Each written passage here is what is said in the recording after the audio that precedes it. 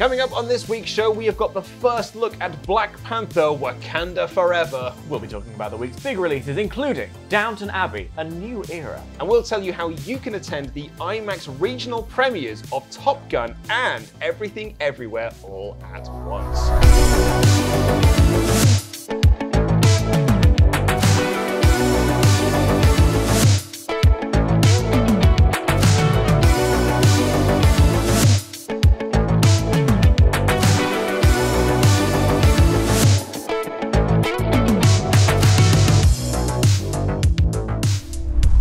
Welcome to What's On at Cineworld Cinemas. I am Luke Owen. And I'm glamorous on the outside and crumbling on the inside. Downton Shabby, Dan Layton.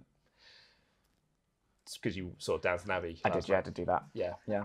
Well, also, it's themed because it's the release of the week. It's not just because I saw it yesterday. No, yeah, well, I was lying in bed thinking about that last night. I was like, what could I do? What rhymes with Abbey? I just love that you put way more prep into this than I do. Listen, and I put together the running order. The script. Yeah.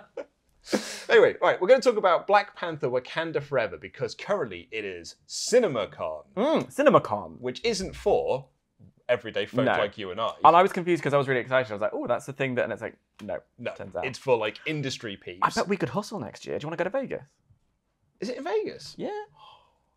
Last time I went to Vegas, I had $15 to my name to last me 4 days. That's like the Hollywood dream. It was tricky. Luckily, the event that I was there for put on food, so I was able to eat. What was the event? Why were you going to Vegas when you had 15 quid? Well, that's not a correct use of money. It's because... Okay, it's a long story. Maybe we'll talk about this on the podcast version of this, because we need to talk about Black Panther: Wakanda Forever. So, they were showing a lot of like sizzle reels for this, because this is like an industry event. Some press went to it as well, because Screen Rant were there, which is where we got this news story from.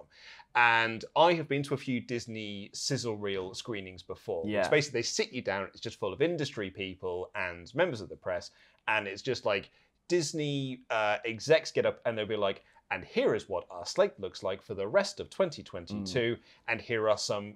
Sometimes it's trailers, sometimes it's scenes, sometimes it's just like sizzle reels of clips. Yeah, it's how I saw. I saw like the first footage of Doctor Strange. Oh right, before the trailer had been released for that like a few years back, and it was like, oh cool, that's like our first look at it. And that's what we got here for Black Panther: Wakanda Forever, which I don't know how many people are aware of this. Is out in November. So this is a thing that Marvel are doing lately, which is like going, you're going to come and see it. So we're not going to trail much of it too soon. Because it used to be the case that the trailers would come out like a year or so. You get a little teaser trailer and then you get, and it's several months. And I'm like Comic-Con. Yeah. Like, they used to give you here's a film that's coming out in 3 years' time. Yeah, yeah, they did do that. Yeah. And here's your first trailer for it. But like now, like I Googled, it's 196 days away. Now, that is good research. The production for this movie resumed in January of this year because obviously they had all the delays with Letitia Wright. Yeah. And yeah, it's out in November, and we still have very few details about the movie. Well, we only just got the Thor trailer, didn't we? And that's coming out in like 2 months. It's incredible, isn't it? Like this is the new way of doing things, I guess. And I guess as an impatient film fan, I don't know how I feel about this just yet. On the one hand, I like to see stuff as quick as possible because I like to get excited. On the other, I do like the shrouding in mystery. I mean, I do too, but then you got the other side of that coin, which is the Doctor Strange and the Multiverse of Madness side of things, which is like, we've released our trailer, it's only out in a couple of months, and now we've released 9 more trailers But I like in 5 weeks. They have started, it seems, to put first look trailers on the end of their movies. Which so like with Spider-Man. Exactly. And I like the idea of that as a way to be like, you want to see it. I think that's what we'll get with Doctor Strange. Yeah, I think so too. I think with Doctor Strange, which is out next week, that will be the sort of the end teaser thing. We'll get like our first look, our first proper look at Black Panther. And that's absolutely worth saying through the credits for. Absolutely. Yeah. Yes, first film was a groundbreaking, huge box office success for them. Yeah. And unfortunately, this film has had some difficulties with the passing of Chadwick Boseman.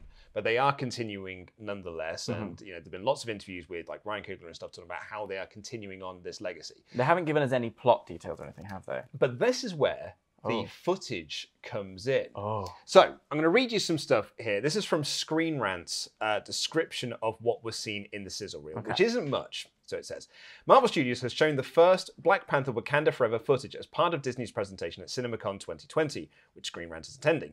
The footage came as part of a larger scissor reel for Disney's upcoming slate and featured a shot of Shuri, Okoye, and Nakaya. Is it Nakaya? Nakaya? I must get that wrong. United at the front lines of a battle.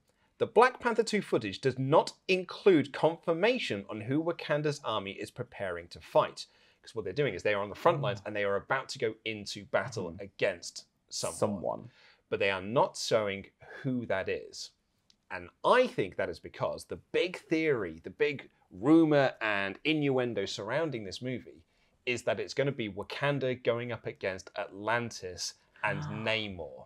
Oh. So I think they don't want to show in this scissor reel footage that they're going up against Namor's army. Because that's going to leak out before the release of Doctor Strange, or like whenever the release of the trailer And that's a big thing to just drop in an industry screening event. Exactly, you know? Which press are attending. Which is kind of unfair to the rest of us. Exactly, yeah. Because we couldn't get tickets. And we wouldn't have seen that footage either. So it would have just come out being like, and it is going to be Wakanda versus Namor. Which is so unexciting to read it in in an article online. Exactly. So I think they want to do that as the big reveal in the trailer. Because do you remember that moment in the Civil War trailer where we get the first look at Spider-Man? Yeah. That was a moment, wasn't it? So good. Yeah. I personally was like, save it for the movie. Like, give us a big surprise. But also, you kind of can't. I think had that movie come out like in the last year or so, they would have just saved that for the movie. Because I think they are doing this. It's, you know, Doctor Strange next week, the whole Professor X thing. Like, is it, you know, with Spider-Man, Far From Home. What was the last one? No Way Home. No Way Home. Yeah. They're all the homes. All the homes. Yeah. Holmes and Watson. Spider-Man Homes Under the Hammer. Bargain hands. I think that, we would have just, there'd have been all these teasers and stuff, lots of rumors about it, and then you'd have gone to the cinema, boom, the big reveal would have been there. So that's what I think they're waiting for here, because otherwise I think they would have just shown who they're going into battle against. But perhaps I am projecting. No, I see what you mean. And also they have mentioned Atlantis, like, or not mentioned directly, there have been hints in the past movies, hasn't there? Like on maps and various... That's exactly it, yeah. Lots of rumors that Namor is coming into the MCU as well, who for my money is one of the most boring Marvel characters of all time. I don't know too much about them, but I am getting concerned that the number of heroes and villains are dwindling such that I don't get to play one. Do you know, I'm worried about that. That's what your big concern is? Primarily. Yeah. Is how is Dan Layton getting into the MCU? Yeah, I want to go, and I don't know that we're going to have many left. I guess now the multiverse is, I could play sort of like... You could be another Captain America. I could be, but like the super serum didn't work at all. It just made you northern. Yeah, and it just made me northern, and now I have a small secretarial job, and it's like, what does he get up to in his day? Well, it's nice. And then he goes home. I like this as a multiverse version of Captain America. It'd probably be one of those one-shots, you know, it'll be on the Disney. Yeah. I mean... Captain Administration! I could be that, yeah! Thank you very much. So, I mean, maybe there will be a chance for you, because the other side of this Cinemacon coin that we have been given here is Kevin Feige announced that he was part of a meeting that they had with Disney's sort of and Marvel Studios creative team, and they have mapped out. That's not a surprise. That's not news. Hold on. Well, this is where the news comes in. They have mapped out the next 10 years of MCU movies. That's plenty of time. The plans are in place now for all the MCU movies to take us until 2032. I could be in one by then. There's plenty of options for you there. I could get an ab. Just the one. Just the one. That's all you need. Let's start small, Luke. I'm not going to jump too far ahead of the game. You don't want to go Chris Pratt yourself. Yeah, exactly. No, I always say that I've got a six-pack. I just don't have the plastic bit to hold it together. They're all just sort of floating about in there. I just think that, you know, there is room for maybe you and I as a duo. Yeah. The more schlubby side of the MCU superheroes. The more relatable side. The everyman. Yeah. I'm into that. No, that's because we still haven't. We know Blade is coming. Mm-hmm.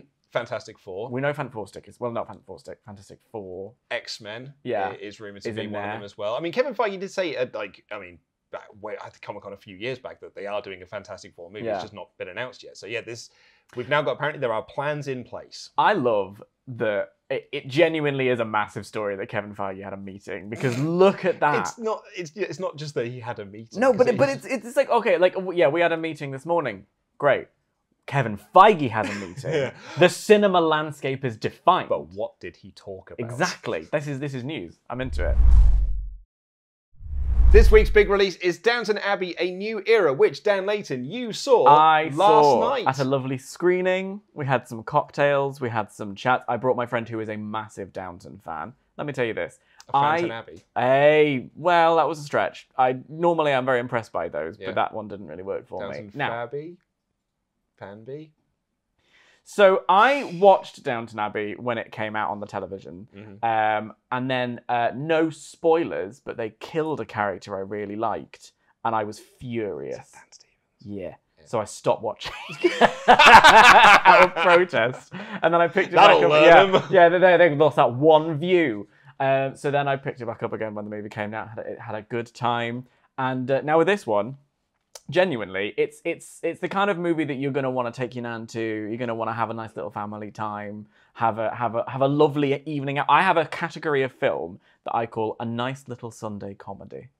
And it's not that it necessarily has to be like a 5-star masterpiece or even a comedy necessarily. It's just a film you're going to go to on a Sunday and have a lovely time. And I would say that happened with Downton Abbey: A New Era. I also really liked watching Maggie Smith act. I had a single tear cry. You did. You told me before we started recording that you did well up. And I wasn't expecting that, but I did because she's so good. What I quite appreciate about Downton Abbey: A New Era, I haven't seen the movie. Yeah. But we talked a little bit about this a few weeks ago with the Nan movie, is that there are two ways to do British TV film adaptations. Is you either do a road trip movie where you go to a different town, or you go abroad. And that is what they've done here. They go abroad. They've looked at Downton Abbey and was like, this is like the In-Betweeners. Yeah. We need to take them abroad. It is exactly like that. There's even a scene in a swimming pool with some... Do you remember that scene in the In-Betweeners movie? Or am I making... There you go, there's a nod behind the camera. I can't go any further than that because it will upset me. I did not expect that for the Downton Abbey. I wasn't expecting it either. No, it made me want to go to the south of France and speak in a posh accent. Lady Mary... it's a bit Singing in the Rain. The basic plot of the film is that Downton has a leak in the roof, and so they let it be a film set for a bit. And it's at the advent of the talkies, and so the person who's got one of the actresses has an accent that doesn't fit on the talkies. Oh, that's so what do we do? It's quite fun. I had a really nice time. Yeah, I had a really good time playing the game of like who's gonna survive. If anybody. I enjoyed it. I had a really good time. Also out this week, The Unbearable Weight of Massive Talent, The Lost City, The Northman, Operation Mincemeat, Fantastic Beasts, The Secret of Dumbledore, The Bad Guys, Sonic 2, and The Batman. So, Dan, what is your pick of the week? I probably would say Downton. I've seen him a lot this week. I also went to see the Nick Cage movie, The Unbearable Weight of Massive Talent, which was wild, very silly, very fun, had a good time. But I think Downton has that kind of mass appeal of you're just going to go and have a nice afternoon. Well, I'm going with the mass appeal of Nicolas Cage. Well, yeah, that's true. And His Unbearable Weight of Massive Talent, because I absolutely loved it. There is a sequined pillow in that film that my friend has, and I did a little pop for it. I was like, At Cineworld, we are celebrating the 60th anniversary of James Bond, and last week, it was From Russia with Love. This week, Goldfinger, he's the man with the Midas touch. It's like you disappeared and Shirley Bassey was present in the room with us. Thank you. I don't get Bond wrong. It was absolutely beautiful. Tickets are on sale for Doctor Strange in the Multiverse of Madness, available in IMAX, 4DX, ScreenX, and Super Screen. What do you know about the multiverse?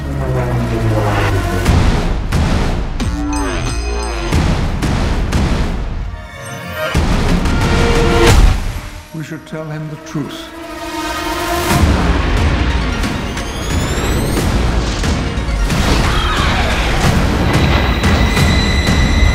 Careful, Stephen. This path exacts a heavy toll.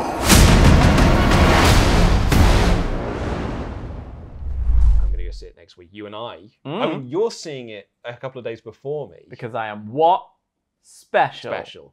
In fact, you've already seen something. I've already seen. So you'll see soon assuming it went okay, and he doesn't hate me. I did a little interview with Benedict Wong, a little chat with the Sorcerer Supreme. So you've seen a bit of the film already. I have seen a small portion of the film. You're then seeing it again. Yeah, I'm going to see it again at the screening, the multimedia screening. And then you and I are going to the pictures Thursday morning, the first screening available for this. And then I'm going to go see it again that night. I'm really excited. I don't know what to tell you. I hope it's good. Yeah, could you imagine? But then that's part of the fun, you know? I did that with Iron Man 3. Yeah. Because I got invited to a press screening of it. Like first thing in the morning, it was sort of like a 10 a.m. screening of it. And then on that day, I got invited by Disney to go to the premiere screening that night. And I got given a +1. So I called my mate and I was like, oh, do you want to come as well? And he was like, yeah, cool, I'll duck out of work early. And he got on the train. So I saw Iron Man 3 twice in one day. And I sat there, and Gav Murphy was also at the screen. And he leaned across and was like, is it any good? And I was like, yeah, no, it is pretty good, actually. And then I was basically just waiting for the Mandarin reveal moment. That's what makes it quite fun. So I went to... Okay, so when Rise of Skywalker came out, I wanted to refresh my memory of the other movies, but I had my ticket for Rise of Skywalker booked for the next morning. So I went to the midnight, they did a triple bill, and then at midnight they would show The Rise of Skywalker. And my plan was to go and see Force Awakens and Last Jedi and then go home. And then the next morning I would go. But by that point I was like, well, I'm out, I might as well stay. So I watched it, went to bed, and then the next day went and saw it again in the morning with people who had no idea. And what I really enjoyed was one of my friends was like, I wonder if this will happen. And then they gave me an exact thing. And I had to summon all of my acting skill to be like, interesting. I couldn't possibly say. And tickets are also available for Jurassic World Dominion. Big dinosaurs. Yeah, Big Dern. Big Dern energy. Big Laura Dern. We've got Sam Neill. We've got the Goldblum back together. Like, the team are back together again. I'm pretty stoked for this. I didn't love Fallen Kingdom. Right. I loved Jurassic World. Right. Were you a fan of the OG when you were younger? Because I feel like you were prime age. 1993, I was 7 years old. Oh, my dad took me to go and see it. Perfect. Yeah. So for you, is it a nice little moment to see the trio reunited? It's a little bit, yeah. When those pictures came out and they're in the trailer, it was a bit like a... Yeah, my confession, I didn't see it for the first time until I was about 26. So yeah, I know. I don't know why. I think I was like more obsessed with the Spice Girls than dinosaurs. Ironic now, but I wonder what that moment of the score and then seeing them all together will be like again on the big screen. I cannot wait for it. Now we've got two very special events coming up very soon, and the first of which is the IMAX regional premiere screening of Top Gun Maverick. All the planes, all the aviators, all the crews. Yeah, all at cruise control, no less. My good friend Tom Cruise. So on May 19th, 6 days before its general release, there is an exclusive screening of this movie in IMAX. And it's going to be at Ashford, Belfast, Birmingham, Edinburgh, Plymouth, Sheffield, and York. Don't say we don't spoil you. Yeah, right? And none of those are London-based. No, which I'm into. Yeah. Because we get a lot of stuff. We do. Ashford, that's my local Cineworld. Is it? Yeah. It's had a big redo recently. Indeed. Oh, I went there and it is lovely. Is it shiny? Oh, it's very shiny. Shiny. We also have a IMAX screening of Everything Everywhere All at Once on May 4th at Ashford, Ashton-under-Lyne, Basildon, Belfast, Birmingham, Broughton, Cheltenham, Crawley, Edinburgh, London, Leicester Square, Sheffield, and Stevenage. Let me tell you something. Please do. Everything Everywhere All at Once Goggly eyes. Has been the most discussed on film Twitter for the longest time. People love this movie. 3 of my friends now have been to America and seen it before it had a UK release date. No. And then they come back and they're like, it's really good, you should see it. And I'm like, I can't. We've got dates. We've got IMAX screenings and it's gonna happen. And I'm very excited. It would be interesting because The Northman so far is my peak movie of the year and it's gonna take a lot to topple it. This has the potential to do it. This is one of those movies where I'd imagine not everyone is aware of the title. And they'll be like, what? What's this all about? And as soon as you Google search it and you come up with an image of it, you're like, oh, well, now I'm intrigued. Yeah, and I saw my first trailer for it the other day. I went to see The Umbrella Weight of Massive Talent at my local Cineworld, and the trailer came up for Everything Everywhere All at Once, and I realised what it was, and I was like, oh, I was so excited. And I love the fact that people might not have heard of the movie, people might not know it's coming out, and then they'll see it and be like, oh, that is different and interesting. Which is very exciting because not only do we have that screening on May 4th, we have an unlimited screening of it on May 10th. Yeah. And as we talked about, one of the benefits of having an unlimited card is going to see films that you may not have gone to see previously, like taking a risk because you may as well. Exactly. It's free. And getting to see a movie like this before everybody else with that crowd who are excited to see something that they're just going to see because it's a nice night out. And we've also got an unlimited screening of Father Stew on May 3rd. How lucky we are with our lovely unlimited cards. Get some snacks, discounted snacks.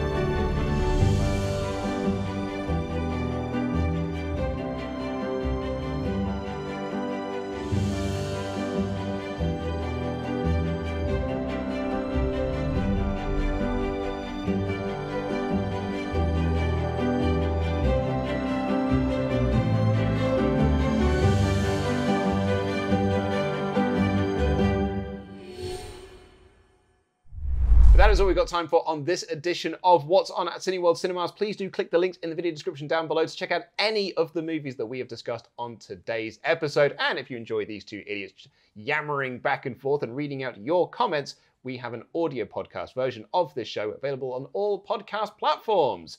But until then, I have been Luca. Oh, next week, by the way, next week we're reviewing Doctor Strange in the Multiverse of Madness, which you will have seen twice by that point. Yeah. And I will have seen just... So an in-depth review. I will have seen just the once. I'll have notes. We'll do spoiler-free. Oh, yeah. Spoiler-free, but yeah, we're reviewing that next week. We're not in that game. Absolutely not. So we will see you in 7 days' time. I have been Luke Owen. I've been Dan Layton. And that is What's On.